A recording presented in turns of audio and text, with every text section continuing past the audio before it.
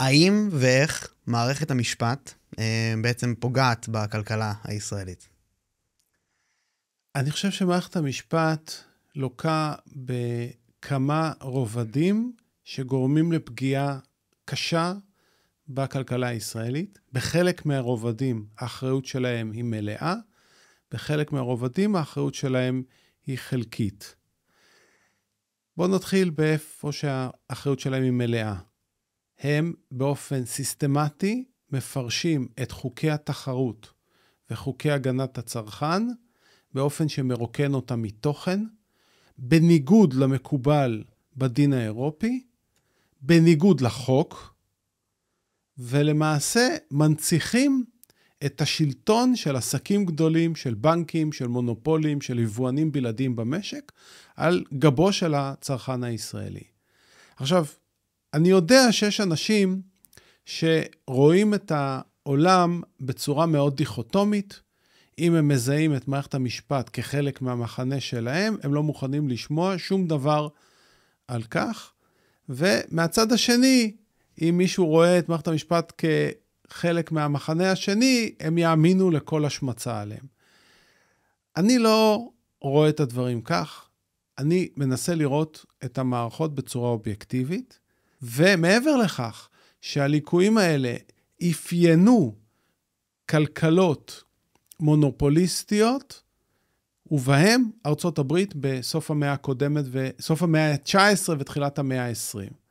כך שהתופעות האלה שמערכת משפט הופכת להיות כלי מרכזי בהון שלטון, זה לא משהו שאנחנו המצאנו.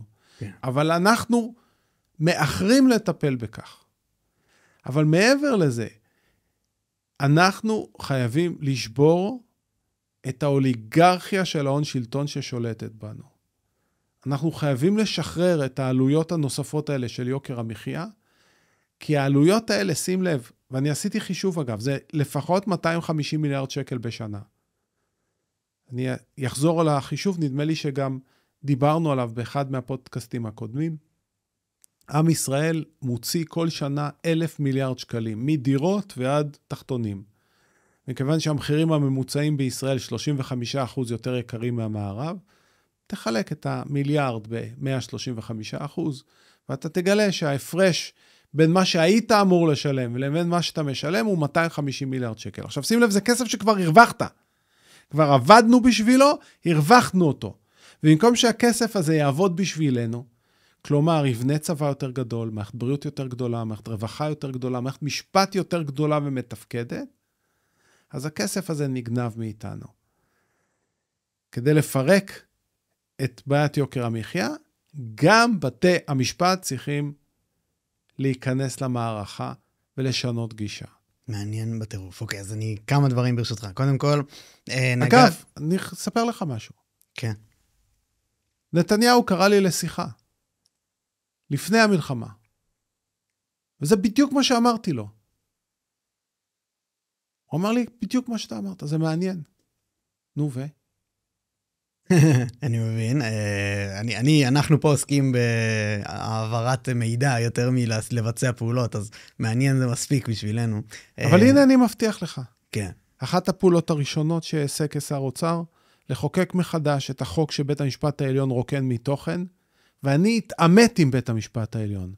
אבל אני התאמת איתו כשכל הציבור מבין על מה מדובר, וכל הציבור מצדיק אותי ועומד מאחוריי. ובוא נראה את הגיבורים בבית המשפט העליון מעיזים לנסות ולבטל אותו. אז אוקיי, אז אני רוצה לשאול גם על העניין שלה, באמת ה-250 מיליארד דולר שאנחנו אגב, עוד משפט אפשר ברשותך? רק חבל שאני לא... אני מזכיר שבפסח 23 נתניהו היה ראש הממשלה, ובית המשפט העליון ביטל את החוק הזה לבקשת הממשלה. אז הציבור הימני שמקשיב לנו, שלא ישתמש בדוגמה הזאת לחזק את התזה שכביכול בית המשפט לא נותן לממשלה לעבוד. הנה, ראיתם איך הם חברו ביחד. כן. ממשלת נתניהו, לבקשת ממשלת נתניהו בוטל החוק הזה. כן. למה? פה הם לא יצאו נגדם. כי כשגונבים אותנו, הם חברים אחד של השני. זה גם קשור נראה לי לבורות של הציבור, שבאמת, כמו שאמרת, לא ידעו על מה בכלל האירוע בפעמים הקודמות. אולי באמת עכשיו יהיה אפשר לשנות את זה, אבל כשאתה אומר, אני אשנה ואני אהיה שר האוצר, אני רוצה להיכנס לזה יותר, כי בעצם לזה אתה רוצה להתמודד כבר לבחירות הקרובות. באמת, להיות שר האוצר זה הכוונה העיקרית שלך. הרבה ביקשו אותך, ואני מניח כדי שגם תסביר את משנתך בנושא ומה אתה רוצה לעשות בנידון. אני רוצה להגיע לזה. ברשותך לפני זה, אני רוצה להישאר רגע במערכת המשפט, כי אתה נגעת במונח לאחרונה שהפתיע אותי שאתה משתמש בו, Deep State. אני אשמח שתסביר את הקשר בין הדברים, ואז אולי נצלול טיפה יותר לבעיות שמה שקיימות בהקשר של מערכת האיזונים וכל הדברים שדיברנו עליהם. אז קודם כל אני עשיתי הבחנה. אמרתי שבתוך הממשל אני לא מאמין בדיפ סטייט. אני הייתי בממשל. אני הנהגתי והובלתי, ועובדה שאיש מאנשי לא הפריע לי. בחשב הכללי היו 3,500 אנשים. איך הם לא הפריעו לי? איך הם שיתפו פעולה? אני אפתיע אותך. רוב הממשלה רוצה את השינויים שאני מדבר עליהם, אבל הם זקוקים למנהיג שיוביל אחריהם. ומה שקורה בישראל זה שהמנהיגות מושחתת, רקובה, משני הצדדים. ולכן הכוחות הטובים שיש בממשל לא יכולים לצאת לאור, הם פוחדים. נכון, תגיד קרנפים? נכון, זה אמת, אבל זה לא דיפ סטייט. במערכת המשפט יש דיפ סטייט.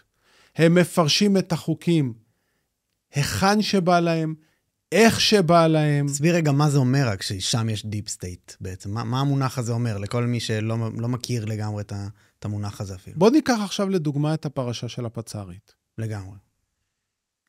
אנחנו לא מכירים את העובדות לאשורן, אבל יש כמה עובדות שאין מחלוקת לגביהן.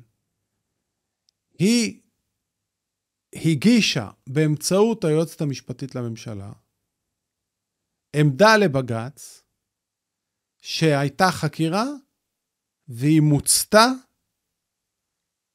והיא לא העלתה דבר, ואין שום בסיס להמשך חקירה. הפצ"רית לא מגישה עמדה לבד לבג"ץ. זאת אומרת, היא הייתה צריכה לשכנע את היועצת המשפטית לממשלה, שאכן החקירה מוצתה, היא מן הסתם פיקחה על החקירה, ואישרה את העמדה. כלומר, במקרה הטוב ביותר היא עדה, בפרשה של הפצ"רית. במקרה החמור, היא התרשלה בבדיקה, כי היא אישרה שהחקירה מוצתה. יש עוד יותר חמור שהיא שיתפה בידיים. ובמקרה החמור ביותר, אולי היא גם שיתפה פעולה. כן. אני לא יודע, אני לא מאשים, אבל אני כן מאשים שבמקרה הסביר, היא לכל הפחות התרשלה. ובוודאי שהיא עדה. איך היא יכולה להיות אחראית עכשיו על החקירה של הפצ"רית? היא לא בניגוד עניינים? היא לגמרי, כן. איך זה קשור לדיפ סטייט, באמת אבל זה הדיפ סטייט. מה זה בעצם אומר? תסביר. זה הדיפ סטייט. כשמדובר באינטרסים האישיים והקבוצתיים של האנשים האלה, החוקים מפורשים אחרת. לא ניגוד עניינים, מה פתאום? היא אשת מקצוע. וכאשר מדובר ביריבים שלה, אז היא תאכוף. אתה יודע מה, אני אתן דוגמה יותר טובה. כשאני נכנסתי להיות החשב הכללי, הצהרתי על כל הגורמים העסקיים שהייתי איתם בקשר בשנים האחרונות, כדי שיוחלט אם אני צריך לפסול את עצמי על ניגוד עניינים, או לא. זה לא שהיה גורמים עסקיים, הייתי שכיר, זה לא שהיה גורמים עסקיים שעשיתי איתם עסקים, או שאני חייב להם משהו, או חייבים לי משהו, ובכל זאת נתתי גילוי של כל מי שהייתי מעורב בו. לרבות נתתי גילוי לכך שהמדינה שלחה אותי להיות דירקטור בבתי הזיקוק, כדי לבדוק שמשפחת עופר לא עושקת את המדינה. ובאמת נלחמתי במשפחת עופר בכהונתי כדירקטור מטעם המדינה בבתי הזיקוק, והדברים גם פורסמו, הפרשה של האונייה ופרשות אחרות. קוראת לי המשנה ליועץ המשפטי לממשלה, ואומרת לי, אני רוצה להתלבט אם אתה בניגוד עניינים בנושאי בתי הזיקוק להמשך הדרך. אמרתי, לדעתי כן, מכיוון שהייתי דירקטור בבתי הזיקוק. נכון, מטעם המדינה, אבל עדיין זה דירקטור שמחויב לחברה, ולמען מראית עין לפחות, אני צריך לפסול את עצמי לפחות לשנה. אומרת לי, זה אני אקבע, לא אתה. אמרתי, בסדר, אז תקבעי. אמרת לי, בסדר, אבל בשביל לקבוע אני צריכה לשאול את דעתך בנושא הסכם הזיכיון של בתי הזיקוק, שלמשפחת עופר היה אינטרס מסוים, והיו כאלה כמוני שחשבו אחרת. אז היא רצתה להבין איפה עמדתי בעניין הזה. אמרתי, תשמעי, עמדתי נגד האחים עופר בעניין הזה, אני חושב שהם מנסים לעשוק אותנו. אבל מה זה רלוונטי עמדתי? השאלה אם אתה בניגוד עניינים, זה האם יש לך קשר, לא אם יש לך דעה. ניגוד העניינים זה לא ניגוד דעות. זה אם אתה בסיטואציה שבה יש לך מעורבות, בלי קשר לכיוון המעורבות. היא אומרת לי, לא, לא, לא, לא. אם זו עמדתך, וזו גם עמדתי, אתה לא בניגוד עניינים. אמרתי, אני לא מוכן לזה. אם הייתי אומרת לי מראש שזה לא ניגוד עניינים שהייתי דירקטור בבתי הזיקוק, הייתי מקבל את זה. אבל עכשיו את שמעת את עמדתי, ובגלל שזה זהה לעמדתך, אז את אומרת שאני לא בניגוד עניינים, זאת אומרת שאם הייתי אומר לך שהעמדה שלי היא אחרת, היית קובעת שאני בניגוד עניינים, אמרת לי חד משמעית. אמרתי, מה זה? זה שחיתות, אני לא מסכים. אני פוסל את עצמי על הפך וחמתך. היא אומרת לי, אתה לא יכול. אני עכשיו יוציא לך מכתב, שאתה החשב הכללי, ואתה הבעלים החוקי של כל נכסי המדינה, ואתה לא יכול להתנער מאחריותך בלי אישורי. זה מה שהיה. זה דוגמה למה? זה דוגמה לכך שאת החוק היא פירשה לפי הדעה שלה. הדעה שלה. כן. זה בעצם מעיד על כך שבמערכת המשפט יש כל מיני אנשים בכל מיני עמדות, או שזה אפילו כולם, שמונעים מתוך רצון לשמר איזושהי אג'נדה. כל 5 שנים שלי, אני נלחמתי ביועץ המשפטי לממשלה, יותר גרוע ממה שנלחמתי באהוד אולמרט. ולמה? כי הם חברו אחד עם השני. אין שחיתות של אולמרט שאני נלחמתי, שהיועץ המשפטי לממשלה לא גיבה אותו. כן. גיבה אותו. אני התראיינתי על זה 10 פעמים. כן. בצורה צבועה, עד כדי כך צבועה, שאני אגיד לכם דבר קשה. יהיה לי יותר קל לאכול צהריים עם אהוד אולמרט, לא שאני אעשה את זה, מאשר לאכול צהריים עם מני מזוז. זה כבר הכליות שלי לא יעמדו. מרוב שחיתות. זה נראה. מרוב צביעות. צביעות. מעניין. אז בעצם, אני רוצה לחזור למונח דיפ סטייט. אתה יודע, בזמן שאולמרט נחקר, ומעורב בפרשות שחיתות חמורות שאני עד בהן, וימימה מזוז, אחותו של מזוז, היועצת המשפטית לממשלה, שבמקרה הטוב היא עצמה עיניים ולא ראתה, במקרה הרע היא גם סייעה. זאת אומרת, במקרה הטוב היא התרשלה, במקרה הרע יותר גרוע. הוא מציע לה להיות יושב ראש רכבת ישראל, בזמן שהם מנסים להדיח אותי מכהונתי, ומני מזוז נותן אישור לנסות ולהדיח אותי. אילולא מיכה לינדנשטראוס, מבקר המדינה עליו השלום, הם היו מצליחים להדיח אותי. כן. קנוניה של היועץ המשפטי לממשלה וראש ממשלה. במטרה באמצע חקירות פליליות של ראש הממשלה. בשביל לשים אנשים בעמדות... לא, חס וחלילה, מה פתאום? אז, אוקיי. מה נראה לך? ברור, אני מבין, אני רק רוצה שלאדם הממוצע שלאו דווקא מבין את המונחים. אגב, זה המקום להגיד מילה טובה לשאול מופז, שהיה שר התחבורה, שאמר שהאישה הזאת תהיה יושב ראש רכבת ישראל על גופתו. אני לא יודע אם הוא השתמש במילים האלה, אבל זה היה רוח הדברים. כן. והוא מנע את המינוי שלה ליושב ראש רכבת ישראל, כשהיא עדה בפרשות נגד אולמרט. כן. אז כשאנחנו אומרים את המונח... וזה לא ניגוד עניינים, הכל בסדר. המונח דיפ סטייט. אתה רוצה עוד דוגמה? אני אתן לך עוד דוגמה. לפני דוגמה. באמת, כי זה... אני רוצה יותר את הפשט הכי שאתה יכול להסביר. בעצם, יש שם איזשהו... דיפ סטייט אומר את הדבר הבא. כן. יש חוקים, אנחנו עוקפים את החוקים, ומנצלים את הבורות של הפוליטיקאים, או את האפסות שלהם, כדי שהם לא ידעו שאנחנו בעצם מובילים אותם לכיוונים שאנחנו החלטנו עליהם. זאת אומרת, הם מחליטים מה קורה במדינה, בלי שאנחנו יודעים, או בוחרים בהם, או בוחרים בכל מיני... הם בעצם מי ששולט לאן המדינה הולכת. מדובר בעבריינות. כשאתה מעוות את החוקים כדי להוביל ממשלה לכיוון שאתה רוצה ללכת בו,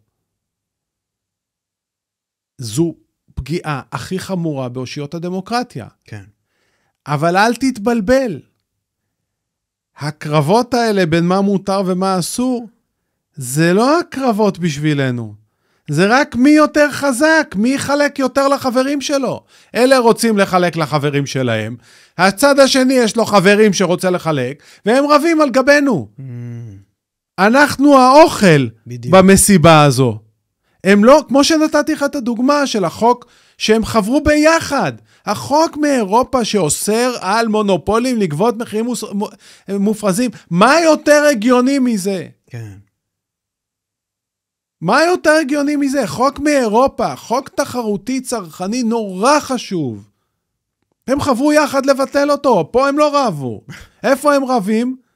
אם הממשלה יכולה לחלק לחברים שלה, או בית המשפט ידאג לחברים שלו. זה מועדוני חברים. אז בעצם אתה אומר שהשופטון... אתה יודע, אני חייב לספר לך סיפור. כן. חייב לספר לך סיפור. אני חייב לספר לך סיפור. במהלך החקירות נגד אולמרט, אני הייתי משוכנע שהמערכת המשפטית הבינה עד כמה האיש עבריין, ותפסיק להגן עליו. ואני הצלחתי לרתום את מיכה לינדנשטראוס, מבקר המדינה, ונלחמנו ביחד. ובמהלך האירועים, אגב, מאוד עזר לי, זה גם חשוב להגיד, אנחנו אומרים בית המשפט, זה לא מקשה אחת. זה לא כולם, אסור לצבוע את כולם. למשל, בקרבות האלה נגד אולמרט, ובשחיתויות האיומות האלה, שמיכה לינדנשטראוס ואני התמודדנו איתם. מי שעזר לי, זה לא אחר ממישה חשין, זיכרונו לברכה. מי שהיה משנה לבית המשפט העליון, לנשיא בית המשפט העליון, ופרש כמה חודשים קודם לכן. אז הוא יש... כל כך נחרד מהשחיתות, שהוא פשוט ליווה אותי בכל התהליך וייעץ לי. מבחינה משפטית, מבחינה ערכית, מבחינה אפילו פסיכולוגית. הייתי מגיע אליו לבית בירושלים, מספר, מקבל עצה, מקבל תמיכה, מקבל חיבוק. אז זה לא כולם, בוא, לא אז אסור לדבר בהכללות, ואני קצת חטאתי קודם לכן. אבל נחזור לעניין. במהלך העניינים, במהלך האירועים, הייתה לי גם שיחה עם נתניהו. אוף דה רקורד כמובן.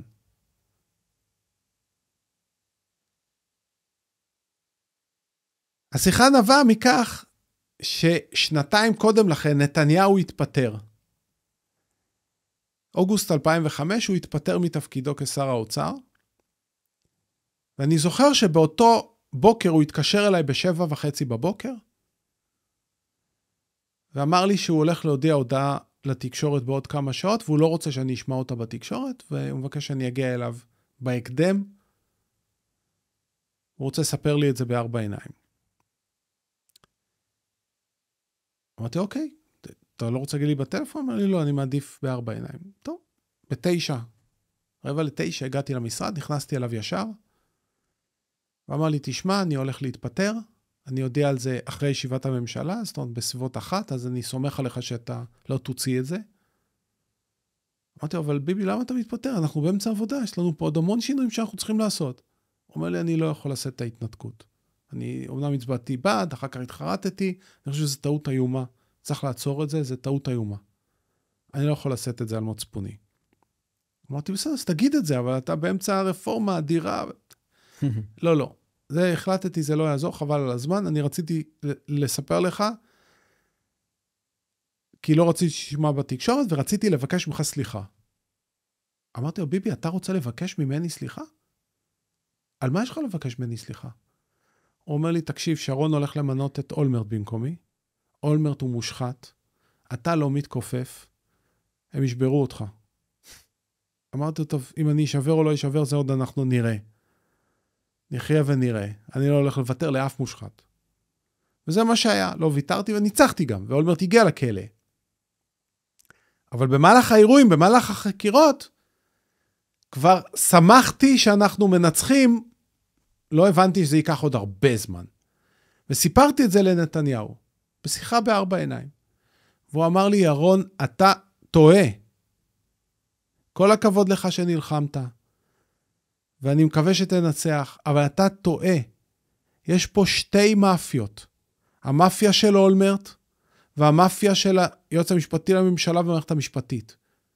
ובדרך כלל כששתי מאפיות רבות, במהלך האירועים הם מבינים שיותר כדאי להם לשתף פעולה, ואתה באמצע.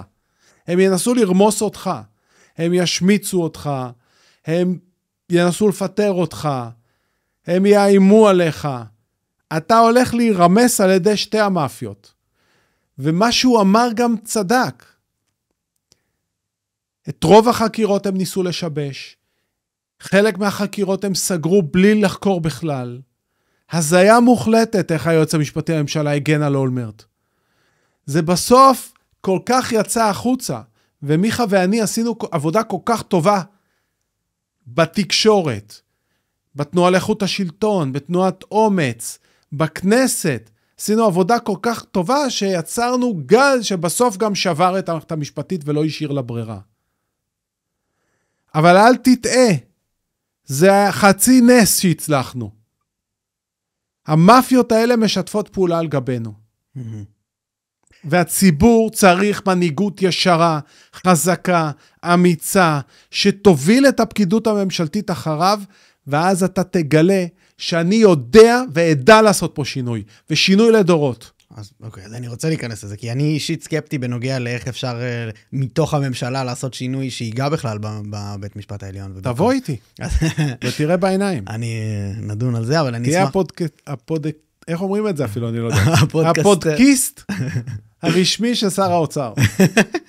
נשמע כמו התאבדות קרייריסטית בשבילי, אבל אולי. בכל מקרה, אני רוצה להבין ממך באופן כזה, האם אני מבין נכון שבעצם השופטים והמונופולים עובדים ביחד, נכון להיום, למרות כל מה שאתה עברת, וזה יש שם יד רוחצת יד עד היום. למה? בוא נבין למה. כשהם מסיימים את השיפוט, הם לא פורשים. הם הולכים להיות בוררים ומגשרים. איפה? אתה תיתן להם להיות בורר בסכסוך עסקי שלך עם השכן? ברור שלא. העסקים הגדולים. עכשיו, אם אתה שפטת נגדם, הם ייתנו לך להיות בורר אצלם? הם גם נקמנים. הלאה, יש לך ילדים? לי לא. להם יש. הם רוצים לעבוד איפשהו הילדים? תראה את נשיא בית המשפט העליון, המכהן. יש לו איזה נכס מקרקעין או דירה, שאחיו מטפל כביכול גם בשמו, או לא כביכול, ויש עורך דין שמייצג אותם. אתה באמת מאמין שעמית לא ידע מי זה עורך הדין שמייצג את הנכס גם עבורו? עולה בדעתך שהוא לא ידע? הוא גם לא ידע שיש לו נכס? הוא לא שאל? הוא לא הצהיר על ניגודי עניינים? על מי מייצג אותו? זה לך הגיוני שהוא יושב בכס ושומע את עורך הדין הזה? מה שאתה אומר, אז אומרים לך, מה פתאום? אתה מעלה בדעתך? אתה חושד בהקשרים, זה דיבה. בוא נאמין לו שהוא לא ידע, אז הוא רשלן. כן. במינימום הוא רשלן. עכשיו, אם אני הייתי שוכח ברשימה של הקשרים העסקיים שלי, אז מה היו אומרים? מעמידים אותך לדין, בלי להתבלבל. אבל הם חפים מכל חשד. חסינים. עכשיו, אתה חושב שאני מדבר על זה? היית צריך לשמוע מה מישה חשין, זיכרונו לברכה, היה אומר עליהם. מה מישה חשין אומר עליהם? ואני שמעתי את רוב השופטים המזרחים שהגיעו לעליון ויצאו מה הם אמרו עליהם. על ההדרות שלהם, על האפליה שלהם, על הזלזול שלהם. כן. לי לא יספרו סיפורים. אני רוצה שנייה לחשוב בתור, לצורך העניין, נגעת באחים עופר, לצורך העניין, או בתשובה, בגדולים ביותר. איך בעצם הקשר שלהם עובד עם המשפט העליון? כי יותר נהוג להגיד בתקשורת דווקא על הקשרים שלהם עם הממשלה וכדומה. כביכול נתניהו מואשם בשוחד מרמה והפרת אמונים, בסגנון הזה בוא ניתן דוגמה. כן. החוק שאוסר על מונופולים לגבות מחירים מופרזים, זה חוק שקיים הרבה מאוד שנים בישראל, אבל הוא לא נאכף.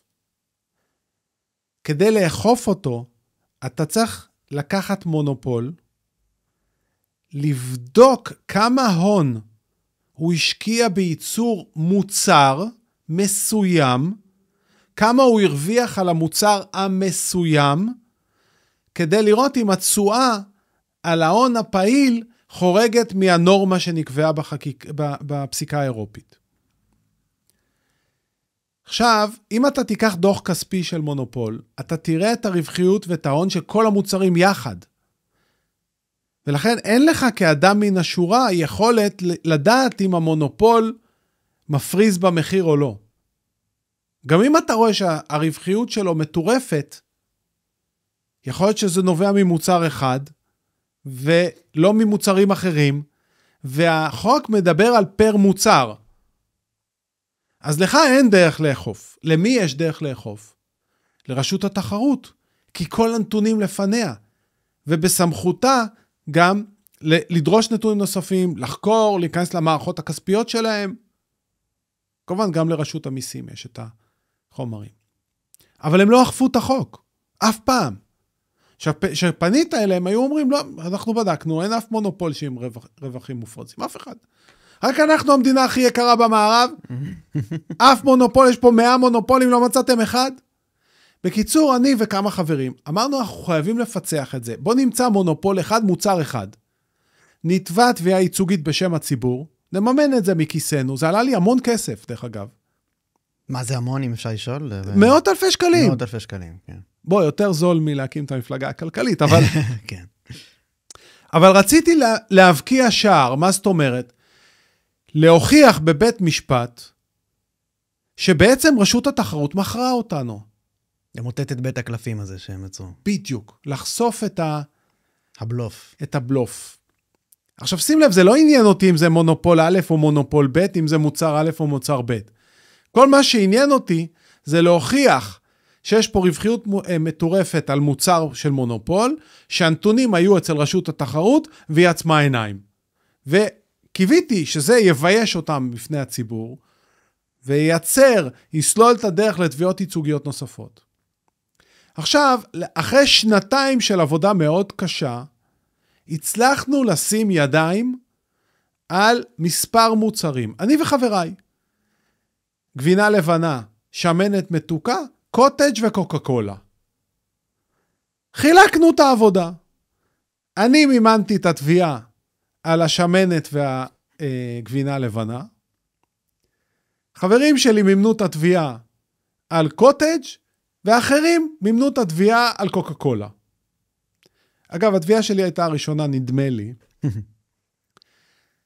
הגשנו את התביעה עם כל החומרים, 7 שנים. 7 שנים. אין עיכוב שבית המשפט לא שיתף איתו פעולה. עכשיו, לאורך הדרך גם פנינו לעליון כמה פעמים, בערעורים על החלטות ביניים, גם כן דוגמה. כשאני ערערתי על החלטת ביניים, והפסדתי בערעור, זה משהו שולי, טכני, יחסית. בית המשפט פסק לי הוצאות 25,000 שקל שאני אפצה את תנובה. אחרי שנה, כשאני מנצח בהליך ביניים שפניתי לבית המשפט העליון, בית המשפט אומר, לא צריך הוצאות. תנובה לא תשלם לי הוצאות, אבל אני אשלם לתנובה הוצאות על אותו אירוע. את זה אתה מסביר בזה שהם רוצים, יש להם שם אינטרס להיות השופטים שלהם. אני מציג לך את העובדות. איך אתה מסביר את זה? אני אגיד לך. לי זה נשמע כאילו בלתי... חכה, נסיים עוד מעט. קדימה, כן. בקיצור, אחרי 7 שנים, אנחנו מוכיחים את העובדות. אין מחלוקת על העובדות, שהרווחיות על המוצרים, תלוי באיזה שנה, אבל היא הייתה בין פי 2 לבין פי 4 ממה שלא חוקי באירופה. על העובדות אין מחלוקת. עכשיו צריך להחליט, אם זה המצב, צריך לפסוק. ואז יש איזה הליך ביניים, שקוקה קולה, יש 3 תביעות. תנובה, גבינה לבנה ושמנת מתוקה, התביעה שאני הגשתי, קוטג' שחבריי, וקוקה קולה שחברים אחרים. וההליכים האלה הרבה פעמים הגיעו לעליון בכל מיני ערעורים, הליכים, כל מיני סיפורים. בקיצור, מנצלים את ההליך של קוקה קולה שהגיע לעליון, ורשות התחרות, והיועץ המשפטי לממשלה, זה תהליך שהתחיל אצל ממשלת השינוי, והושלם אצל נתניהו. הושלם בממשלת נתניהו הנוכחית. פונים לבית המשפט העליון, ואומרים לו, בשפה שלי, החוק הזה שאוסר על מונופולים לגבות מחירים מופרזים, זה חוק מטומטם, אסור לאכוף אותו. חוק דבילי, תעיף אותו. אתה שומעת על דבר כזה? היועץ המשפטי לממשלה, פונה לבית המשפט העליון, נגד החוק של הכנסת, ואומר לו, בעברית שלי, חוק מטומטם, תעיף אותו, תחפף אותו. עכשיו, יושבים בהליך של קוקה קולה, ואנשי קוקה קולה יושבים בהליך, מתלחששים כל הזמן עם אנשי היועץ המשפטי לממשלה, לא מיותר לציין שיושב ראש ערוץ 12, הוא סמנכ"ל הרגולציה של קוקה קולה. וואו. הם יושבים, החברים שלי מנסים להדוף את הטיעונים האלה, אז היה מוחלטת, השופטים כאילו עובדים אצלהם. ובסופו של דבר מוציאים פסק, שאומר שאי אפשר ליישם את החוק הזה, צריך לקבוע איזה מבחן קדם שאי אפשר לעמוד בו, בקיצור רוקנו אותו מכל תוכן. קוקה קולה, שופטים, יועץ משפטי הממשלה ונתניהו. איך תסביר את זה? איך אתה מסביר? עכשיו אי אפשר להגיד נתניהו לא שם לב, כי אני פניתי אליו. פניתי לשר הכלכלה, פניתי גם לממשלת השינוי. זה התחיל אצלם, אבל זה... אגב, שים לב, והיו פה שני יועצים למשפטים לממשלה. זה התחיל אצל מנדלבליט, ונמשך אצל גלי בהרב מיארה. עכשיו, אתה רואה את אנשי נתניהו נלחמים נגד גלי בהרב מיארה, נכון? מה יותר פשוט מלבוא לציבור, תראו איזה עמדה היא הגישה לבית המשפט העליון. תראו איך היא הגנה על המונופולים, הגנה על קוקה קולה. שלא לדבר על זה שזה האינטרס של ערוץ 12, שערוץ 12 מגן על גלי בהרב מיארה, נכון? למה הם לא טוענים את הטיעון הזה? כי הם היו שותפים. אני חייב שתסביר לי רגע למה שהם יעשו את זה בכלל. למה שבית המשפט העליון, ולמה שהיועמ"שית יגנו על מונופולים. זה נראה לי כמו... ולמה נתניהו היה שותף לזה? בוא נפריד את זה. ולמה ניר ברקת הסכים? אני רוצה... ולמה בנט ולפיד עשו את זה? אני רוצה להיכנס לזה, אני חושב שיש הבדל. תראה, אנחנו רבים פה, כל הציבור רב. ממשלת הימין, לא. ממשלת השינוי, הנה אירוע שדפק את הציבור עד העצם, ששותפים לו כל הגזלנים האלה, בנט, לפיד, ברקת, נתניהו, סמוטריץ', גלי בהרב מיארה, מנדלבליט, מיכל כהן, כולם, והשופטים בעליון, כולם. על זה לא תשמע. באמת בטח. זה כולם בשקט. שהציבור לא ידע. אתה מבין למה הקמתי את המפלגה הכלכלית? עכשיו, אני לא זוכר אם זה היה בפודקאסט שלך שקראתי להוריד את המס ארגון של ההסתדרות, שגובים 0.8% מהשכר של העובדים, יש כאלה גם 0.93. שאמרתי שלא צריך יותר מ-0.3. זוכר את זה? זה היה אצלך? כן, כן, אמרת את זה גם אצלי, כן. הנה היום, מה אנחנו קמים בבוקר? כן. שחיתות מטורפת. שחיתות מטורפת. למה? מאיזה כסף? הנה, זה מהכסף. זה מהכסף. למה על זה לא שמעת את הממשלות, השינוי והלא שינוי, באים ואומרים, אנחנו נוריד להסתדרות את ה... לגמרי. נכון? לגמרי. לא שמעת את זה, למה? לא. אתה יודע למה? כי בהסתדרות יש קואליציה, ובקואליציה יושבים כל המפלגות, ומחלקים את הקופה. שמעת על השחיתות בקונגרס הציוני, שרצו למנות את הבן של נתניהו? כן, בוודאי. שמעת על השחיתות הזאת. נותנים לו, רצו לתת לו שכר של שר, ככה, פתאום, ולהוסיף עוד תפקידים כאלה. אילולא זה היה הבן של נתניהו, שיש לזה אלמנטים ציבוריים פוליטיים שאפשר לשסות בין המחנות, לא היית שומע על זה. והדיל היה עובד. הרי הם חתמו על דיל, שמוסיפים 10 תפקידים מיותרים, משלמים עוד מיליונים, רק כשהם גילו שזה הבן של נתניהו הם קפצו. אבל הדיל המסריח הזה, המושחת הזה, היו חברים כל המפלגות, כי הם בקואליציה. הם רוצים שאנחנו נמקד את תשומת הלב שלנו, כן חרדים, לא חרדים, כן דמוקרטיה, לא דמוקרטיה, בזמן שהם כולם בקואליציה מטורפת של ביזה המונית, והביזה המונית הזאת היא ביוקר המחיה, במערכת המיסים המעוותת, במערכות השלטון שלו מתפקדות, מהצבא ועד הבריאות, מהרווחה ועד החינוך, על כל זה אתה לא תשמע, אין להם מצעים, אין להם תוכניות עבודה, לא מעניין אותם בכלל, כל אחד רוצה להגיע לשלטון כדי לגנוב למען עצמו וחבריו. לכן הקמתי את המפלגה הכלכלית, כי נמאס לי שגונבים את הצעירים. נמאס לי שצעירים פה לא יכולים לקנות דירה. נמאס לי שמשפחות לא יכולות לסגור את החודש. ונמאס לי שיהודים בכל העולם לא חולמים יותר להגיע לישראל כי יקר פה. מאיימים עליהם בכל העולם, רוצים לעלות לישראל, אבל יקר פה. כן. העניין עם איך אתה תשנה בעזרת להיכנס במפלגה הכלכלית לכנסת, אני אשמח להבין יותר לעומק, אני אשמח שתפרוס את העניין הזה, אבל כדי להגיע לזה באופן הכי ישיר, אני רוצה באמת להפריד רגע את מה שבאמת השחיתות שאתה מציג של כל מלפיד ונתניהו וכל השאר, שזה כל באמת הצדדים של המפה, שזה שורט בפני עצמו.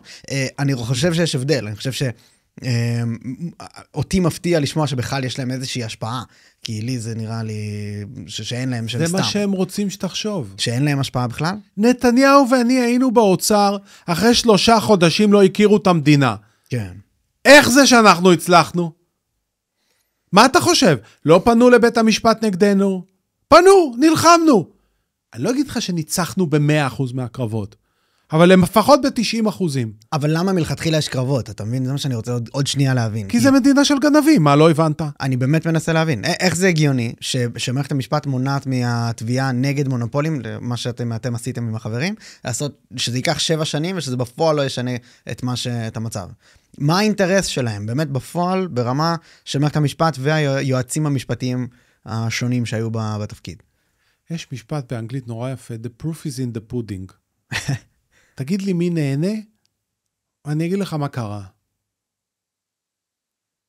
אני חוזר ואומר, הפוליטיקאים כשהם מסיימים את הכהונות שלהם, הולכים להיות דירקטורים ומנהלים ויושבי ראש ויועצים בקרב החברות העסקיות שהם דאגו להם. אבל בשביל ג'וב זה מרגיש לי יותר מדי שולי, לדפוק מדינה שלמה, ממש, אתה יודע, ציבור שלם שרוצה דברים מסוימים שיקרו, או בשביל שיהיה לו קל יותר, או דברים כאלה, למנוע מזה לקרות כדי שיהיה לך ג'וב יותר טוב בעתיד, זה נשמע לי אפילו לא שווה את זה כמעט.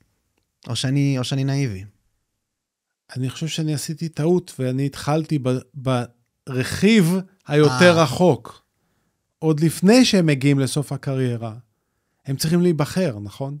הפוליטיקאים או הפוליטיקאים. אבל יש הבדל בין הפוליטיקאים למערכת המשפט. אני אגיע גם למערכת המשפט. תיארתי, אני אחזור. אבל אני אומר, שני הצדדים לוקים בבעיית האי-תלות. הם תלויים. הפוליטיקאים כדי להיבחר צריכים כסף. הם צריכים תרומות. הם צריכים הלוואות. הם צריכים שהיושב ראש של חדשות 12, זוכר? כן. ההוא מקוקה קולה. ידאג שיראיינו אותם, או שערוץ 12 בכלל, גם בלי שיגידו להם, יבינו לבד את מי הם מראיינים ואת מי הם לא מראיינים. כן, את זה אני יותר רואה. אז זה אתה מבין, נכון? כן. יופי. מה עם השופטים?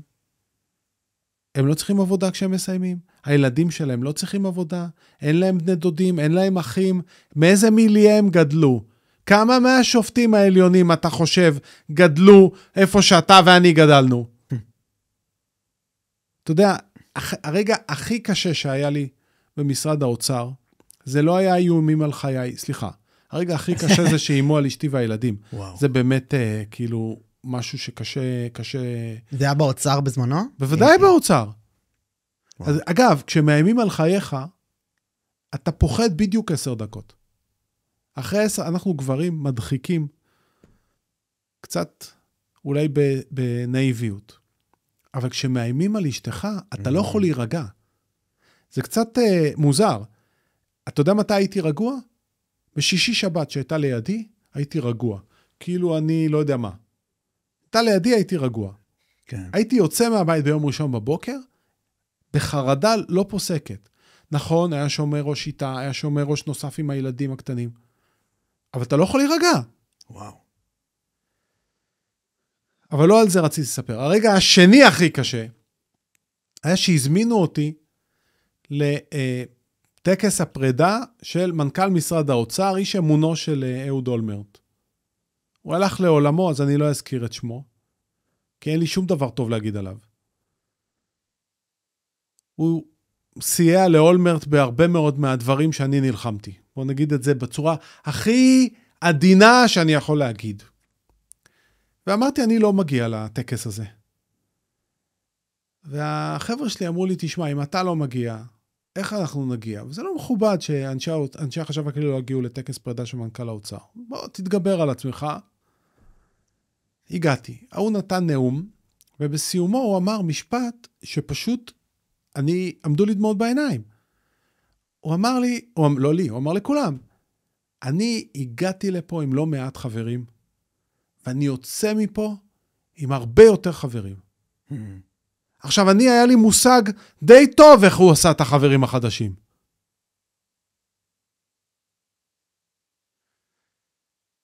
עכשיו, לימים, האיש הזה, אתה יודע, אני הפרטתי את בנק דיסקונט, ובמהלך ההפרטה נלחמנו בקונה, מתיו ברונפמן, בצורה מאוד קשה, כי הוא עשה לנו תרגילים, ניסה להוציא את הבנק במחיר חסר, זה היה אתגר מאוד קשה, והוא ניסה להתערב לטובתו, ואני לא הסכמתי ורבתי איתו. לימים, הכלומניק הזה, מצא את עצמו יושב ראש בנק דיסקונט אצל ברונפמן. וואו. ואני, כשיצאתי מהאוצר, לא יכולתי למצוא עבודה בבנק דיסקונט בניקיון. בניקיון. מטורף. אנחנו חייבים לבחור אנשים בלתי תלויים. עכשיו, לא צריך מאות. הייתי מחליף את כל ה-120, שלא תבין לא נכון. ברור. אבל לא צריך מאות. אני הולך להגיע עם 5-6 מנדטים, ואני אהיה לשון המאזניים, ואני אסחט את שני הצדדים למען עם ישראל, יותר חזק ממה שהמפלגות החרדיות סוחטות. מאתגר. איך התוכנית להגיע ל5-6 מנדטים, וגם אני אשמח שתרחיב יותר, על מה בעצם אתה רוצה לעשות. אמרת שהדבר הראשון שאתה רוצה, זה ביזור מערכת המשפט, רפורמה? קודם כל, יש הרבה דברים ראשונים שאני הולך לעשות. זה הולך להיות חודש עבודה מאוד קשה. חודש. ודאי. מה שלא תעשה בחודש הראשון, לא יקרה. וואלה. תזכור מה אני אומר לך, 3 חודשים מהיום שאני שר האוצר, המדינה לא אותו דבר. 3 חודשים. ואני בניגוד לאחרים לא צריך חודש ללמוד, אני בא לעבוד ישר. אני יודע בדיוק מה אני רוצה לעשות, אני יודע בדיוק מי הולך לעשות את זה, איך רוצים לעשות את זה, ומה יצא ומתי. ואתה תראה בתוך 3 חודשים את מחירי הדיור יורדים, ואת המחירים בסופר יורדים, ואת המיסים יורדים, אתה תראה שינוי בעיניים ובכיס. איך? קנימה. אז קודם כל, איך נגיע לשם? בניגוד למערכות קודמות, אתה יודע, מערכת הבחירות הקודמת, מה היה לי? 4,500 עוקבים בפייסבוק? כן. היום אתה ב100 בערך יותר, לא? היום יש לנו בכל הרשתות 315,000 עוקבים. ואנחנו גדלים באלפים בכל שבוע. עד הבחירות אני מקווה להגיע ל500,000. חבר'ה, כל מי ששומע אותנו, לא רק להוסיף עוקב אם אתם לא עוקבים, תבקשו מבן משפחה אחד שלא עוקב, להוסיף עוקב. זו הבקשה שלי אליכם. מי עוקב להוסיף כל אחד שידאג להוסיף עוקב. או בפייסבוק, או באינסטגרם, או ביוטיוב, או בטיק טוק, איפה שאתם רוצים. מי עוקב למצביע זה פער גדול. אחי, מי אתה עכשיו עוקב אחריי? אני לא מציג דוגמניות חצי ערומות שירקדו על שולחנות, אני לא עושה קורסים בבישול, אני לא עושה הומור, אני מנהיג פוליטי, ומי שעוקב אחריי, עוקב אחרי תכנים פוליטיים, ויודע בדיוק מה אני רוצה לעשות, בכל תחום ותחום, ואיך אני רוצה לעשות את זה. מי שעוקב אחריי, זה מצביעים. הם האנשים שגם באים לכנסים שלי. אגב, למה שלא תבוא לאחד הכנסים הקרובים? הכנסים מלאים, אנחנו חורשים את הארץ מדרום לצפון, אנחנו רואים את האנשים בעיניים, בכל כנס אגב, מגייסים גם פעילים חדשים, כל המפלגה היא בהתנדבות. כל המפלגה היא בהתנדבות. עשרות רבות של אנשים שפועלים יומם ולילה, כדי שאנחנו נגיע לאוצר ונעשה את השינוי. המפלגה זה לא בן אדם אחד. זה עשרות מנהלים, מעבר לפעילים, אני מדבר על מנהלים שיבואו איתי לעבודה. אנחנו הולכים לעשות שינוי, שיחרט לדורות, ויצרתי קבוצה, צבא של מנהלים, בכל התחומים הרלוונטיים, שיבואו לעזור לי לעשות את השינוי.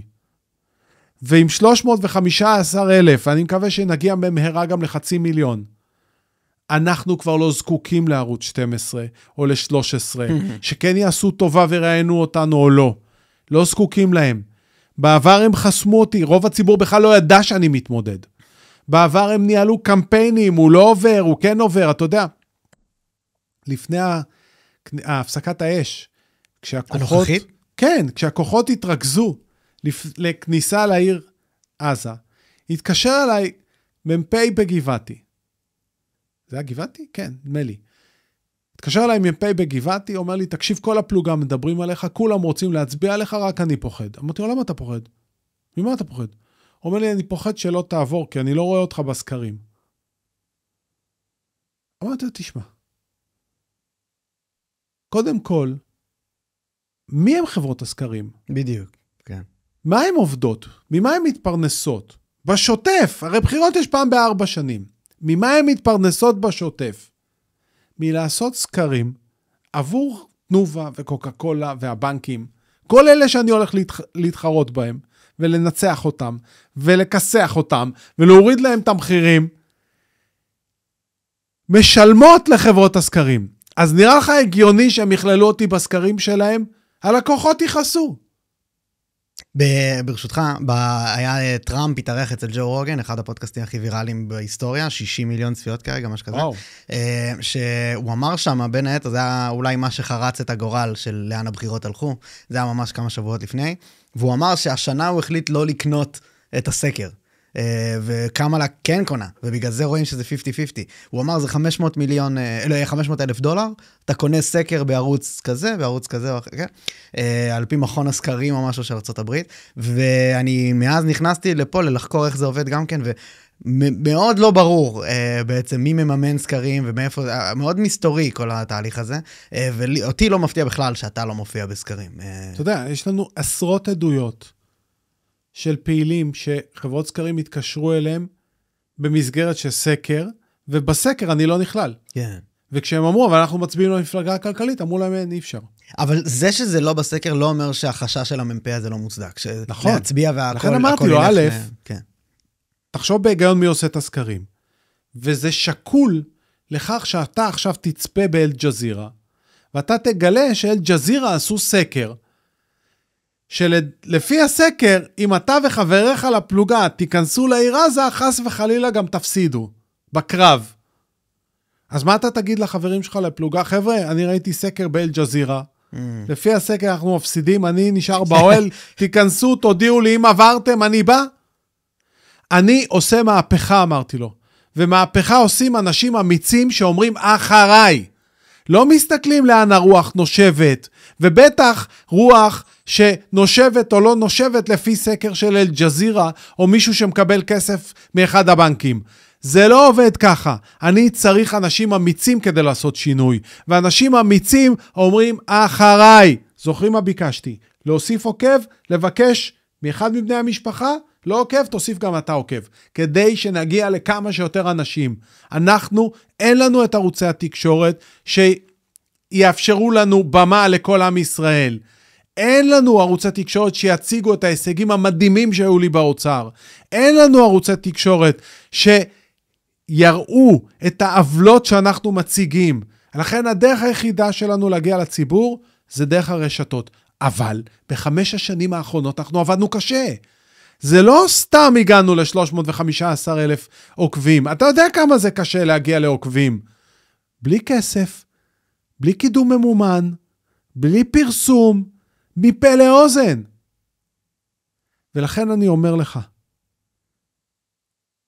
אל תגיד הלוואי, אל תתפלל שאני אעבור, תגיד עליי להביא עוד תומך, עליי להוסיף עוד עוקב, עליי לארגן עוד כנס, עליי לבוא ולהביא איתי בני משפחה לכנס הקרוב, שישמעו בעיניים, יראו בעיניים וישמעו באוזניים. ואני אומר לך, כל מי שנחשף לתכנים שלנו, אלא אם כן יש לו לב אבן, או שהוא הנכד של תשובה, לא יכול לשאת את ההמשך של המצב העגום הזה.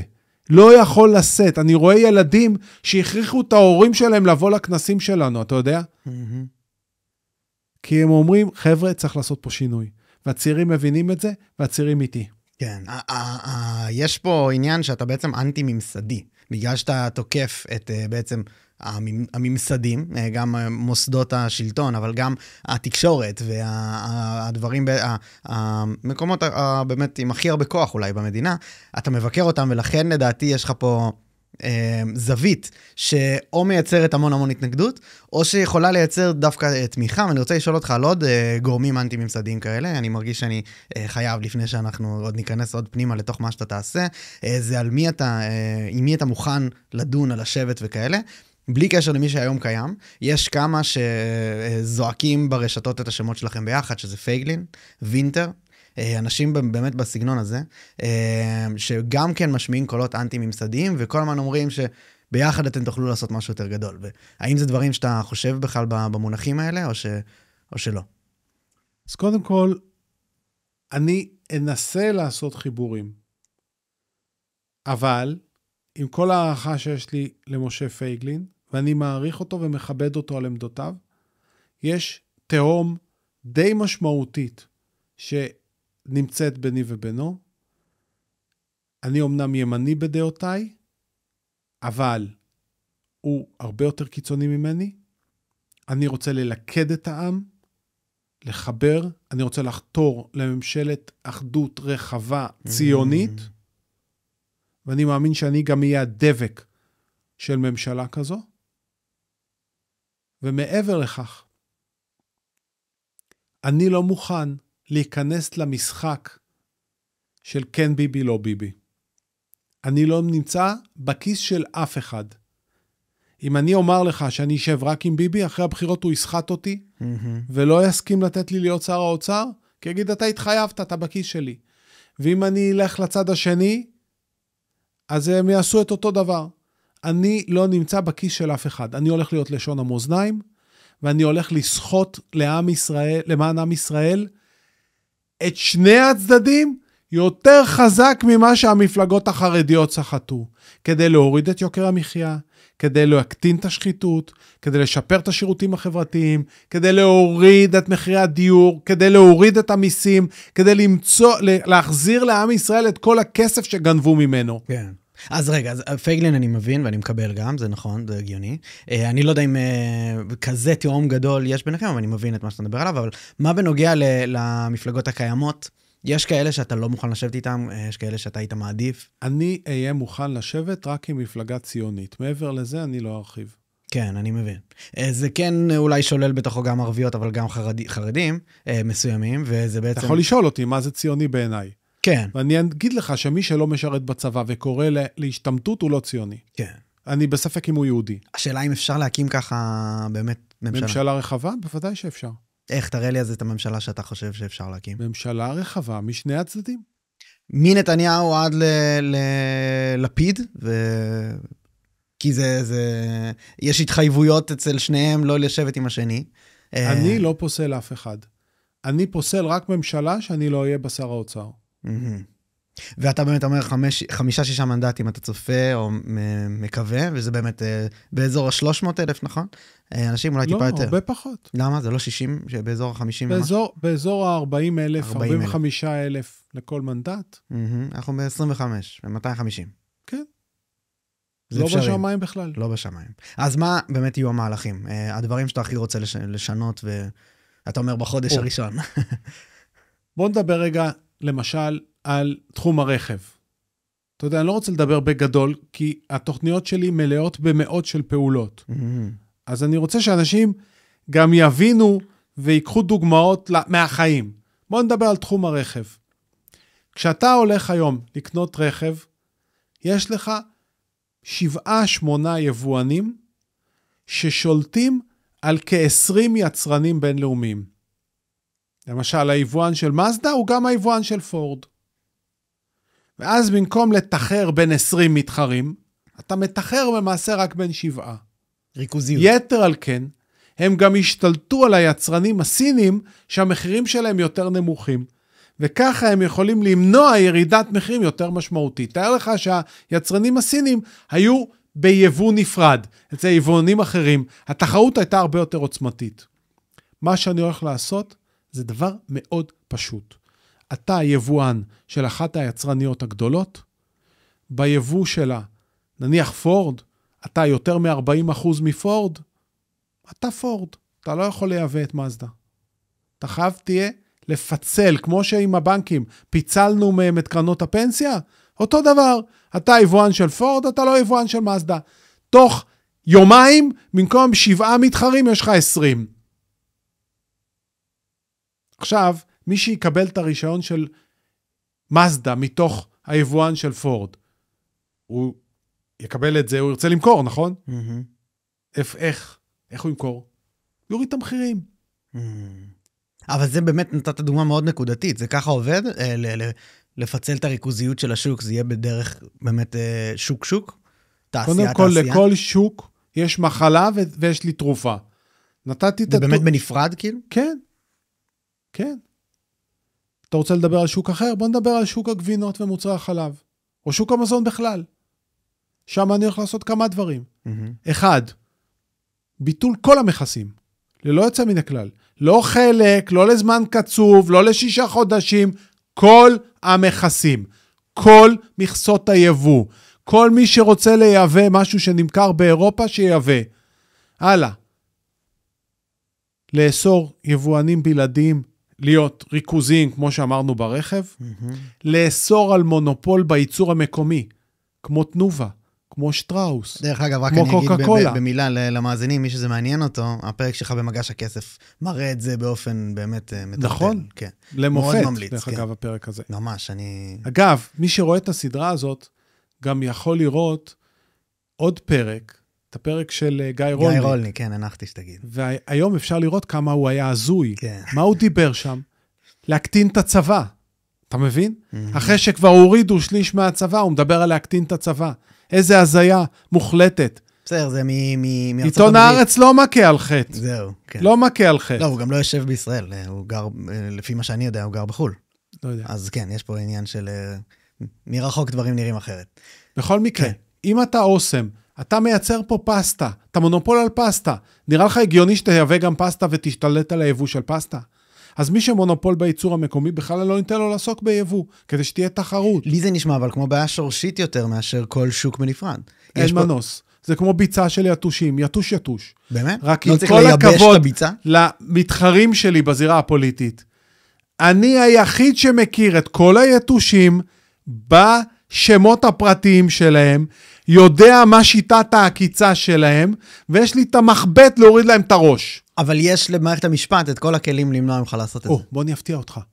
90% מהסמכויות שנדרשות לי לצורך השינויים שאני מדבר עליהם, הם סמכויות חוקיות של שר האוצר. כבר בחוק הנוכחי. זה גם אומר הוא הרבה... רק צריך לעבוד. כן. הוא רק צריך לנצל את הכוח. זה אומר הרבה על כל שרי האוצר האחרים. בוודאי שזה אומר. לכן אני רוצה להיות שר האוצר, לא שר אחר. הסמכויות החוקיות, אליהם אני שואף. עכשיו, ב10% שאני אצטרך שינוי החקיקה, או שיכולים לעבור בבית המשפט, באמת אתה צופה ובצדק שאני אלחם בבית המשפט. וגם אני צופה שאני אלחם. אבל אז אני אלחם, כמו שאמרתי לך, על החוק של מחירים מופרזים. כן. כשהציבור איתי, כשהציבור מבין בדיוק איפה זה פוגע בו, ואז נראה את הגיבורים האלה בבית המשפט נלחמים בי. מרתק. מה בנוגע לדיור? דיור. אתה מודע לזה שבמאה הנוכחית, התקופה היחידה שמחירי הדיור ירדו, זה כשאני ניהלתי את המדיניות הכלכלית באוצר. אני יודע. לפניי הם ירדו, אחריי הם ירדו. סליחה, נכון. לפניי הם עלו, אחריי הם עלו, ורק ב5 השנים שלי באוצר הם ירדו. איך? אצלי המחירים בסופר, המחירים בכלל הארץ היו יותר נמוכים מהמערב, לא 35% יותר יקרים. אצלי קיצצנו בתקציבים, פירקנו מוסדות מיותרים, הורדנו מיסים, יצרנו צמיחה דרך הכסף הזה. הצמיחה משכה את המשקיעים משוק הדיור, כי היא הציגה להם אלטרנטיבה הרבה יותר טובה. הרי תחשוב שיש לך משק צומח, תחשוב שאנחנו משחררים את ה-250 מיליארד שקל של יוקר המחיה, ונותנים להם להריץ את המשק. אתה תגיע פה לצמיחה של 5-6% בשנה. המשמעות היא שאדם שקונה דירה נוספת, חוץ מהדירה שבה הוא גר, שתשרת אותו בשכר דירה שמקרין צועה או מייצר צועה של 2.5%, כשבשוק על פקם הוא יקבל 5, על אג"ח של קונצרני הוא יקבל 7 ו8, מי יקנה את זה? אז זה מה שאנחנו רוצים? אנחנו רוצים שפחות אנשים יקנו דירות? אני רוצה שרק הצעירים יקנו דירות. זה מה שקרה אצלי. המשקיעים הלכו להשקעות שנוצרו בצמיחה המהירה שיצרנו, ובשוק נשארו רק הדירות, רק הצעירים. עכשיו, אתה יודע מה קורה ל-50,000 דירות, כשהם רודפות אחרי 45,000 צעירים? מורידים את המחירים. לגמרי, אבל יש... עכשיו, תבין, אני לא מדבר על קריסה במחירים. אני מדבר על זה שהמחירים ירדו ב-2-3% כל שנה. בד בבד עם השכר הריאלי שיעלה ב-2-3% כל שנה. ואז בעצם אתה שוחק את המחירי דיור מבחינת כוח הקנייה של הצעיר ב-5-6% בשנה. תעשה את זה 10 שנים. והמחירים בעצם יחתכו בחצי. יש פה... בלי מפולת, כן. בלי אסון, בלי קטסטרופות, בלי איומים. זה מה שעשיתי. זה בדיוק מה שעשיתי בשנים שלי באוצר. אני לא יודע איך זה מרגיש באזור קריית אונו, סליחה, והאזור שמה, אבל פה בתל אביב, אני רואה כל דקה וחצי בניין חדש. זאת אומרת, מסביבי פה... כן, לא חסר דירות. זה לא רק לא חסר, יש מפעל מאוד מאוד משומן. נכון. אבל יש מפעל... הרבה רוכשים מחול, המון בעלי דירות פה. יש מפעל יותר גדול, בלדכא את הצמיחה, בגלל הבזבוזים האלה של יוקר המחיה, בגלל השחיתות, בגלל עיוותי המיסים, וחוסר הצמיחה, דוחף את האנשים שבכל זאת יש להם כסף. להשקיע בנדל"ן. להשקיע בנדל"ן. הבנתי. אז בעצם שווקים אחרים יהפכו ליותר כדאיים למשקיעים, ובכך גם ירדו המחירים שם וגם פה. בול. אוקיי. אז זה מרתק. תבין, כש-250 מיליארד שקל נגנבים. ישוחררו וירוצו להשקעות במשק. זה יצמיח את כל המשק, נכון? כן. ואתה תראה הזדמנויות. כשאתה תראה עשרות מיליארדי שקלים, נניח זורמים לענף מסוים. אתה יודע מה? נוריד את מחירי הגבינות, והחלב, והירקות, והמזון. נכון? זה יוריד גם את המחירים במסעדות? כן. אז תאר לך שאתה שוקל השקעה במסעדה. אתה תשקיע. תגיד, בוא יש לאזרחים כסף עכשיו. המחירים גם יורדים. אז גם הביקוש יעלה. גם העלויות שלי ירדו. אבל לא רק מסעדות. עסקים קטנים בכלל. כל מי שמתפרנס, הוא יודע שמה הלקוח שלו? זה עם ישראל שאין לו גרוש על התחת. אבל אם אתה תחזיר לעם ישראל את הכסף שלו, אז כולנו נפרח. ובמיוחד עסקים קטנים.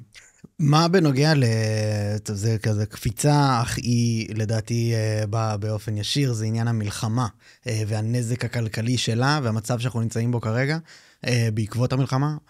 מה אתה חושב על זה וגם על סיום המלחמה שאנחנו היה לא מזמן? אפשר לבקש ממך בקשה? בוודאי. אתה זוכר את הפודקאסט שראיינת אותי לפני 2 ומשהו, בתחילת המלחמה? ממש, יום אחרי. ואמרתי כן. שגם עם המלחמה הזאת, משהו כזה, אני לא זוכר בדיוק את הנושא המדויק, אבל גם עם המלחמה תימשך 5 שנים. אנחנו נעמוד בה, המשק שלנו חזק. נכון? נכון. למה אמרתי את זה? גם אמרת שכל החטופים יחזרו. גם אמרתי שכל החטופים יחזרו. כן. לצערי... לקח יותר מדי זמן לקח יותר מדי זמן, וגם מספר לא מבוטל שחטופים נרצחו. לגמרי. אני אבל כשאמרת את זה, הייתי סקפטי בנוגע לבכלל שחמאס ישחרר באיזשהו אופן, והנה, זה באמת מטורף. אבל רוב החטופים שנשארו חיים אחרי 7 באוקטובר, שוחררו, תודה לאל, אני מאוד שמח, אני מקווה שגם הגופות האחרונות יחזרו, כדי שיהיה מזור למשפחות האבלות, ויוכלו להתחיל את האבל שלהן. לגמרי. כל מקום, אני אשמח שתשלוף את הקטע הזה, ותראה לצופים בפודקאסט הנוכחי מה אמרתי לפני שנתיים. שהמשק חזק, ואתה יודע למה הוא חזק? כי עם ישראל חזק. עם שגונבים ממנו כל שנה 250 מיליארד שקל, והוא עדיין עומד על הרגליים, ומצליח לממן מלחמה כל כך מטורפת, זה עם שאי אפשר לשבור אותו. וכשאנחנו נחזיר לעם הזה את ה-250 מיליארד שקל, ונשחרר אותו מהשבי של הבנקים ושל המונופולים ושל היבואנים ושל המושחתים בממשלה, וכפי שראינו בבוקר לא רק מהממשלה, העם הזה יגיע למנוחה ולנחלה. עם ששוב יוכל לשאוב אליו את בני עמנו הגולים. אתה יודע, התראיינתי שבוע שעבר לרדיו האוסטרלי, והמראיינת הייתה יהודייה, והיא אומרת לי אחרי הרעיון, תקשיב, אני לא יכול לקחת את הילדה שלי לבית הספר. מחרימים אותה, כי אני יהודייה, היא אפילו לא ישראלית. אז אמרתי, מה יש לך לחפש שם? אמרתי, אין לי מה לחפש שם, אני מתה לעלות לישראל. יהודים אין להם מה לעשות יותר באוסטרליה. אמרתי, נו, מה מונע ממך? אמרתי לי, המחירים בסופר, אני אפשוט את הרגל, אני לא יכולה. אמרתי לה, אנחנו נוריד לך את המחירים, כדי שתבואי. יש מאות אלפי יהודים שמייחלים לעלות למדינת ישראל. והדרך הכי טובה להביא אותם, זה להילחם ביוקר המחיה, להוריד את מחירי הדיור, להוריד מיסים. כן. לבטל את כל המנגנונים המיותרים האלה. דיברנו על המזון, אני הולך לפרק את מועצת הלול, מועצת הביצים, מועצת החלב, מועצת הדבש. אתה יודע שאם אתה מגדל דבש אצלך במושב, בחצר, אתה לא יכול למכור אותו, אתה צריך להשמיד אותו. כי יש מועצת דבש שמחליטה כמה סחורה תימכר. ואחר כך מתפלים שהמחירים יקרים. תגיד, אתם נורמלים? מה זה התכנון הזה? מה זה המועצות האלה? זה מימי סטלין. אני הולך לבטל את הכל. באתי להגיד קומוניזם, אבל אני לא יודע אם זה מה ש... זה קומוניזם, בוודאי שזה קומוניזם. בהחלט. אני בכוונה שאלתי על המלחמה והכנח, הוא הרי... אני לא מוטרד מזה. יש גירעון של מיליארדים. אנחנו מבזבזים 250 מיליארד שקל כל שנה על יוקר המחיה. בשנתיים של המלחמה, שעלתה לנו 200 מיליארד, בשנתיים האלה אנחנו בזבזנו על יוקר המחיה 500 מיליארד. וואו. 500 מיליארד. והמלחמה נגמרה, די. עכשיו זה הזמן לשחרר את ה-250 מיליארד שקל מהשבי, אחרי ששחררנו את החטופים, בואו נשחרר את ה-250 מיליארד שקל, כי אנחנו צריכים את הכסף. אנחנו צריכים את הכסף לבנות צבא גדול, אנחנו צריכים את הכסף לבנות עוד בתי חולים, אנחנו צריכים את הכסף לשיקום. אין פה כסף לטיפולים של הפוסט-טראומטיים, יש פה אלפים של פוסט-טראומטיים. אם לא נטפל בהם היום, עכשיו, הרגע, אז יהיה מאוחר מדי. הם יסחבו את הנזק הזה לדורות. אנחנו חייבים להוריד את מחירי הדיור. אנחנו חייבים להוריד את המיסים לעסקים הקטנים. העסקים הקטנים מתים. יש פה המון עבודה. המון עבודה. אני בא לעבוד, אני לא מתבדח. אני ברשותך סקפטי בנוגע, ואני אשמח שתרחיב על זה, כי אמרת שזה כן אפשרי, מתוך תפקיד האוצר, שר האוצר, ביכולת של הממשלה לבצע משהו, כי ממה שאני רואה, ממשלת השינוי, בממשלת הביבי, כל מה שהיה בשנים האחרונות, לי, האזרח הקטן הפשוט, זה לא נגע לחיים יותר מדי, בטח שלא בהקשרי יוקר המחיה. אבל גם בכל הקשר פוליטי, ביטחוני, שיש לי כל מיני רעיונות עליו, בפועל אני יכול, אם אני יוצא מעיניים ולא נכנס לשום וויינט או שום זה, אני לא מרגיש הבדל, חוץ מהמלחמה, כמובן. קודם כל, זה לא נכון מה שאמרת, אתה הרגשת הרבה הבדל לרעה. העלו לנו מיסים, העלו לנו מחירים. אבל אני לא יודע להבדיל בין ממשלה כזאת או כזאת. גם אני לא. זה מה שאני אומר, כולם אותו דבר. נכון, לכן הקמתי את המפלגה הכלכלית. כן, אבל האם זה לא משהו שמעיד על כך שיש בעיה באיך שהממשלה שלנו בכלל בנויה מלכתחילה? לא, יש בעיה בבחירה שלנו. כשאנחנו בוחרים גנבים, שלא נתפלא שהם גונבים אותנו. מי שהולך לישון עם כלבים, שלא יתפלא שהוא קם עם פשפשים. ולי אי אפשר להגיד שלא הזהרתי. אני הזהרתי בבחירות הקודמות, וגם בבחירות של 2020, אתם בוחרים גנבים. וזה מה שיקרה לנו. וכשאני אמרתי, כבר, אתה יודע, מותר להגיד מתחרה שלך? שלי? כן, בטח, מה, בוודאי. אנחנו מאמינים בתחרות, הוא גם עושה עבודה טובה. בטח. שניכם עושים עבודה מדהימה. משה פבריקנט. אחלה. הוא עשה תחקיר. מתי אמרתי לראשונה שהקיצוץ בהוצאות הביטחון מסוכן. אני זוכר שאמרתי את זה מ-2011. הוא לא מצא מ-2011, הוא מצא את ההתבטאות הכי מוקדמת מ-2013. לא עשה, אתה יודע, לא ישב שעות, אם הוא ישב שעות, הוא היה מוצא גם קודם. אבל מ-2013 אני מזהיר שהמדיניות הכלכלית הזאת לא רק מעלה את יוקר המחיה, היא לא רק מעלה את מחירי הדיור, היא לא רק מעלה לנו מיסים, היא לא רק פוגעת בשירותים הממשלתיים, היא מקטינה את הצבא. אני ראיתי, כי בשנים שלי באוצר, אנחנו הקצינו לטובת מערכת הביטחון 7% מההכנסה הלאומית. 7%. הם הורידו את זה מ7 ל5. הפער הזה הוא 40 מיליארד שקלים בשנה. ברור. עכשיו היה חסר להם 40 מיליארד, אז מה הם עשו? סגרו 6 אוגדות. 6 אוגדות זה 40% מהצבא. סגרו חצי מצי הטנקים שלנו. סגרו חצי ממסוגי הקרב שלנו, ורוקנו את כל מחסני החירום. אני ראיתי את זה כבר ב-2011. וצעקתי מתחת לכל עץ רענן. מה אמרו? מה אמרו? כל מפלגה אמרה, לא, כשאני אבחר לשלטון, אני אלחם, אני אעשה, אני אוריד, אני אוסיף. כלום. חבורה של שקרנים ורמאים, כי הם תלויים בטייקונים, הם תלויים בבנקים, הם תלויים בערוץ 12. דיברת על מחירי הדיור. נראה לך הגיוני שהבן אדם היחיד שהוריד את מחירי הדיור במאה הנוכחית, לא זומן לרעיון על מחירי הדיור בערוץ 12 או 13, אפילו לא פעם אחת בימי חיי? נראה לך הגיוני? נראה לך הגיוני שהיחידים שמראיינים אותי על מחירי הדיור זה אתה ומשה פבריקנט וכל הפודקאסטים האחרים? נראה לך הגיוני? איך זה יכול להיות? הם עשו אלפי תוכניות על מחירי הדיור. יש בן אדם במשק שעוד לא ראיינו אותו? אני היחיד שעוד לא ראיינו אותי על מחירי הדיור. כשאני היחיד שהוריד את מחירי הדיור 5 שנים ברציפות. איך אתה מסביר את זה? כשהיו הפגנות של קבלנים מתחת לחלון שלי. תראה לי אחד שהיה לו הפגנות של קבלנים מתחת לבית. לא לבית, סליחה, למשרד. איך אתה מסביר את זה? בבית הפגינו אחרים. אתה מסביר מה הם רואים בך שסיבה לא להביא אותך? תגיד לי, אתה ראית ערוץ 12? תסתכל על הפרסומות בערוץ 12. מי מפרסם שם? קבלנים, בנקים, תנובה, קוקה קולה, יבואני רכב. כל אלה שדיברנו רק עכשיו ברעיון. בוא, אני אעשה איתך ספורט. תיכנס למצע המפלגה הכלכלית באתר האינטרנט שלנו.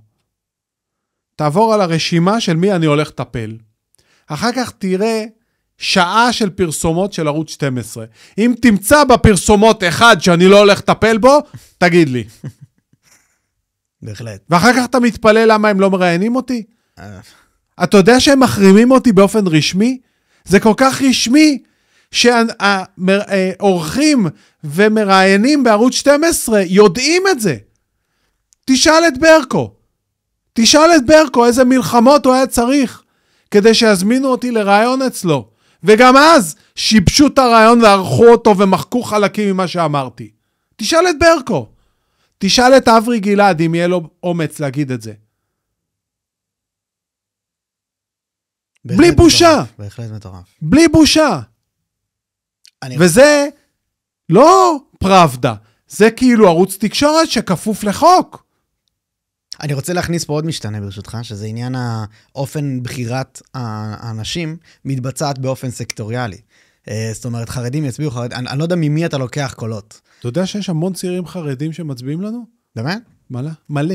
אבל הם הולכים יש לנו מטה חרדי. הם הולכים נגד הרבנים שאומרים מה הם... אתה יודע, בקלפי אפשר לדעת מה הם מצביעים. נכון, כן. בסדר, זה ספציפית החרדים. ממי אתה חושב שהקולות שאתה... רוב הקולות שלי זה צעירים, וצעירים שהביאו את ההורים שלהם. מטורף. אני הנתון הכי מטורף שאני חושב שצריך להתייחס אליו, זה שפחות מ-50% הייתה הצבעה בתל אביב. שזה בבחירות האחרונות, שזה שורד. לא הולכים בכלל. בוא, מי שלא מצביע זה מי שהתייאש. אני לא התייאשתי. אתה לא מדבר לאנשים ואני רואה את מאות אלפי הצעירים שהתגייסו למאות ימי מילואים. הם לא התייאשו. אבל הם חוזרים מהקרבות, ומה הם רואים? שבזמן שהם נלחמו על חיינו, וסיכנו את חייהם, ונפצעו גופנית, נפשית, או חבריהם נפלו ונפצעו, שני הצדדים המשיכו לגנוב אותם. בלי בושה. לגמרי. אפילו השבוע, הדיל המושחת של הקונגרס הציוני, שחברים בו היו כל המפלגות בשחיתות הזאת, והחקירות של השחיתות בהסתדרות, הבית של העובדים בישראל. למה רק אני קראתי להוריד את דמי הארגון של ההסתדרות? למה רק אני? למה לא שמעת את לפיד מדבר על זה? בנט, ליברמן, ביבי? אולי כי בדמי הארגון מתחלקים כל הקואליציה של כל המפלגות? אתה יודע שהקואליציה של בר דוד בהסתדרות, כל המפלגות שם, כולם. אתה מודע לזה? כן.